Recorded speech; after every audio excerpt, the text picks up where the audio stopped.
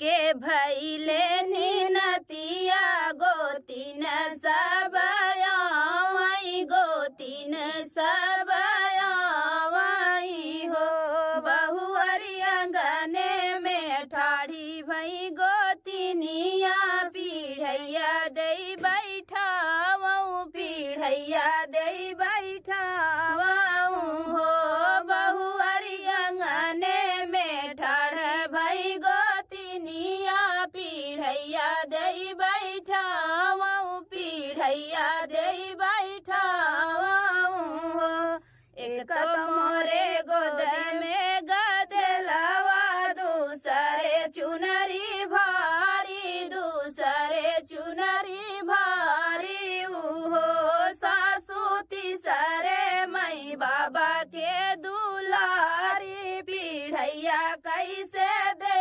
बाई पीढ़ैया कैसे दे बाई हो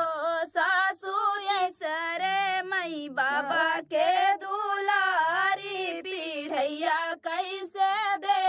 बाई पीढ़ैया कैसे दे बाई हो सुना मोरी सासू गोसाई तू मोरी ठाकुराइनी तू मोरी ठाकुराइनी हो सासू ले तू नया पानी पीढ़ाइया गोतिनिया बाई ठावऊ गोतिनिया बाई ठावऊ हो सासू ले तू नया पानी पीढ़ाइया गोतिनिया बाई ठावऊ गोतिनिया बाई ठावऊ हो तोरे नैहर के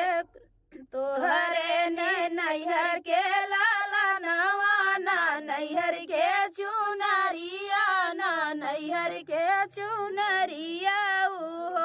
बहुअरी भेजी दे बई तोहर ने नैहरवा दुलार झरी जाई है दुलार झरी जाई है हो बहुअरी भेजी दे बई तोहर नैहरवा दुलार झरी जाई है दुलार झरी जाई है हो बलका सुत भई माई पलना ता चुनरी संभल बाई ता चुनरी संभल बाई हो सासू अंगने में ठाढ़ी गोतिनिया ओन्हाई बाई ठाई बाई ओन्हाई बाई ठाई बाई हो सासू अंगने में ठाढ़ी गोतिनिया ओन्हाई बाई ठाई बाई ओन्हाई बाई ठाई बाई हो। तो फ्रेंड शोहर गीत आप लोग को कैसा लगा कमेंट बॉक्स में बताइएगा और दीदी के चैनल को ज़्यादा से ज़्यादा सपोर्ट करिएगा। बहुत बहुत धन्यवाद आप सबका।